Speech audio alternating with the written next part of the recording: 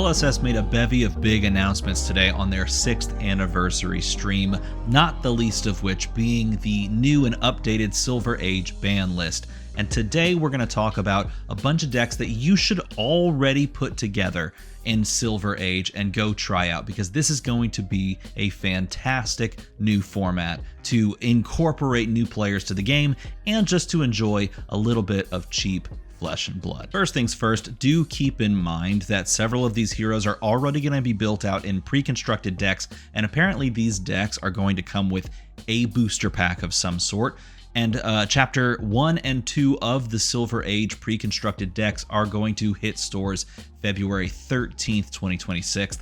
I think that's far too long. I think that they should hit the ground running and release these as soon as humanly possible.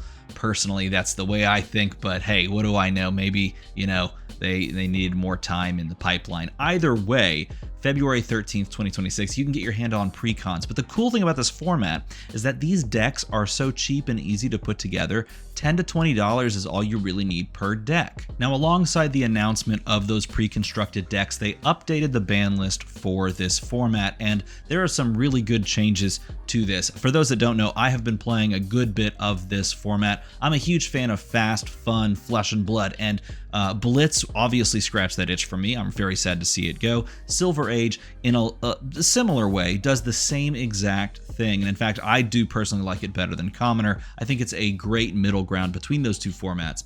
And Silver Age bans, these bans are fantastic. Fiddler's Green was a problem in the format. Not the hugest problem, but it was enough of an annoyance because it enabled even more of these long stretched out fatigue state games where opponent could just out heal your damage. And you're playing an honest game of flesh and blood, and it was almost to the point where everyone just needed to splash in like 2 red Fiddler's Greens into their list, because if everyone else was gaining the life, you might as well.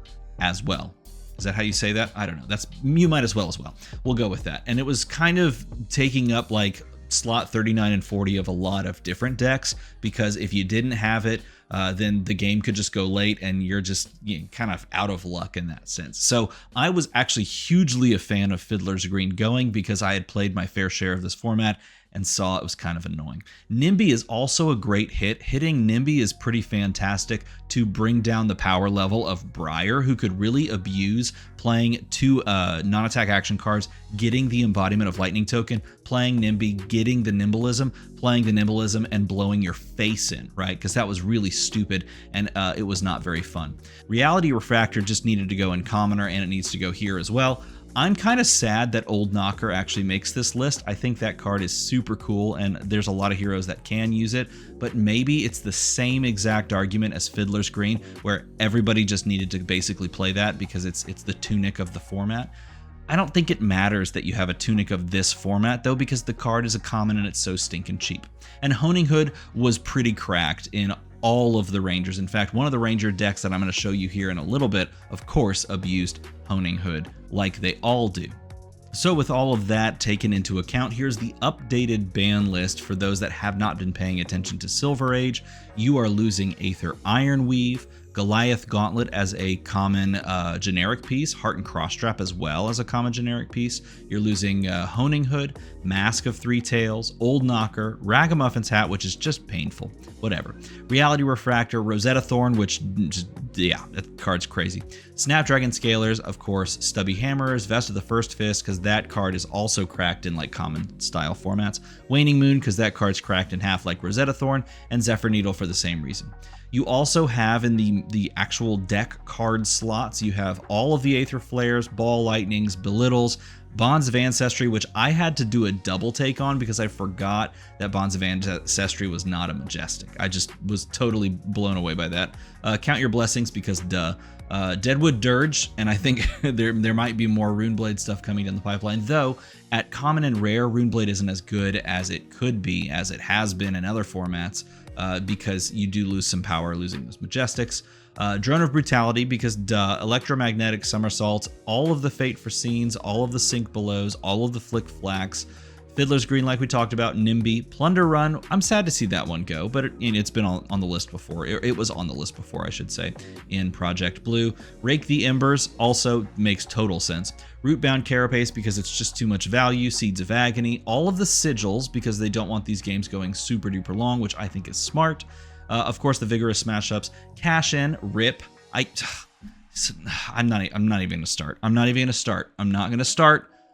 But seriously, no, I'm not gonna start. I need to calm down. Amulet of Ice as well. So, taking all of that into account, what decks should you put together? So here's some stuff that I've been playing, and we'll start with Kassai. Of course we'll start with Kassai.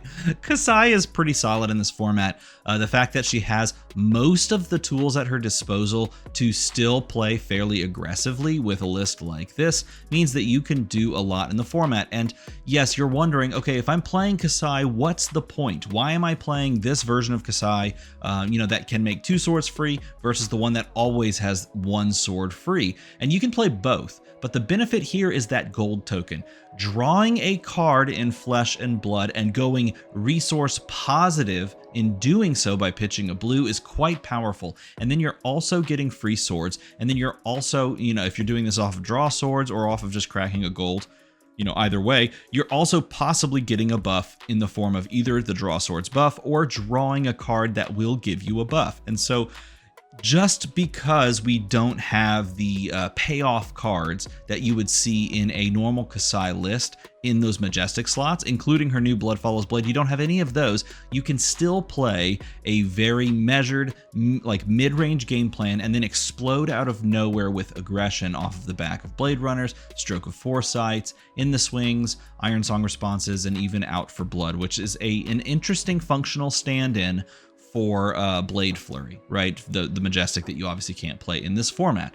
This one's pretty solid, and do keep in mind that all of this costs $20 shipped. Like if I actually go to the price, it's $11 for all of these. And of course, if you're pulling this off of TCG Player, you'd have to pay $8 or $9 for shipping. So in all of that, you're getting a fully functional and pretty solid overall deck, of which I will post the links of all of these in the description. And I do want to say I'm just now realizing that I guess when February updated Project Blue into Silver Age, it wiped all my results, but I had like a 60% win rate and I had played maybe about 30-40 games on this specific list, messing around with it. Maybe less, actually. It might have been less. But if I remember correctly, it was about a 60% win rate. Unfortunately, I can't show you that for any of the deck lists. But, take my word for it, run with it. It's $11 if you want to change something. Help yourself, because that's what this format's about. But let's say that's not really your jam and you're more of an Icelander fan. And if you're looking for a hero that's going to be quite good in the format, someone that is going to have legs and be able to disrupt some of these, red heavy aggro decks, look no further than, Icelander, because she can do exactly what I just described. She can slow things down and she can throw big attacks. This is a Bowlander version that I literally slapped together. I threw in the yellow Aether Ice Veins because I like the card, and it's fun to make people not happy. It's fun to make people not happy when they have to either take damage and discard a card or pay 2. So I threw the yellows in there. You can take those out if you want, but it's like the classic version of the list. You've got the Fighting Spirits, you've got the Wounded Bulls, you've got your Blue Emeritus Scolding in there, Scars are there, Voltic Bolt for the big, pop damage. You can no longer play Old Knocker, so instead, if we just make that change now, we go here and we can instead pop in Spellfire Cloak if you want that. I guess for the 1 resource on the opponent's turn, seems fine. Easy fix, right? And this is a fantastic list right now. You can play it more defensively with cards like On the Horizon. You can bring in some more defensive pieces as well, like Oasis if you wanted to. Those are cards that you can include in the list as well. But this is a fine starting point if you want to do your best to jump into the icy winds of winter via Icelander in this format. But if fire is more your thing and you're a big fan of dragons, then don't overlook Dromai. Yes, she lost Rake the Embers, but holy crap, can she just body heroes in this format. And I will say this, if they had not removed Fiddler's Green, this is actually one of the best heroes in the format, namely because Fiddler's Green enabled some of those fatigue decks to really live and breathe in this format, and Dromai eats those, right? Because she's playing out all of these dragons, and you can do things like Skittering Sands to still make Ash Wings and have some amount of like wider turns. You got Billowing Mirage as well to make Ash Wings. You can still build a board of some strong dragons. Now, she does lose a little bit. I am a huge fan of Sigil of Solace in this list, and you can't play it in this format, but the deck still has legs and it still does some pretty good stuff here in the format. I do highly recommend this deck. It's got the defensive tools as well. And this is what's cool about Silver Age, is that they've taken away the generic defense reactions, and so heroes have to rely on their actual kits to either play aggressively or defensively. You don't have all of the generic tools at your disposal. So I applaud them for making that change. And you, as Dromai, have access to cards such as Sand Cover to prevent some damage. Unlike heroes, you know, that don't have access to that. We'll just put it that way. There are heroes out there that can't play as defensively because they don't have it in their kits. Dromai can, and she is quite good. So if you want to start somewhere, this is a fine list to pick up and run with. And finally, I'll give you one more. This is Riptide in Silver Age. And I'll tell you right now, a lot of people that I played this deck against did not expect this version of Riptide. And maybe it's just because they haven't experienced Riptide, but I'll tell you what, this is like stock standard. I'm pretty sure that I just took a CC list and I just dropped most of them to 2s and reworked some of the like overall base of some of these cards for it to function in this version. But really it's basically just an aggressive version of Riptide that does the thing, and it goes. Now here's the thing, you can't use Honing Hood, but Riptide is basically Honing Hood himself. If you play some amount of these defense reactions and these traps, you can just jam whatever traps in you need,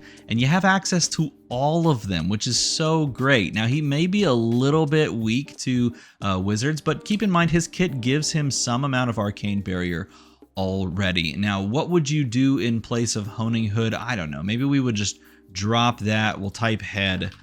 We don't have a lot of other options in the ranger slot, but I don't know, maybe you're comfortable with like Patch a Hole because it's got pirates on it, or I don't know, maybe you want to look at the top of your deck so that you know what your death dealer's gonna draw.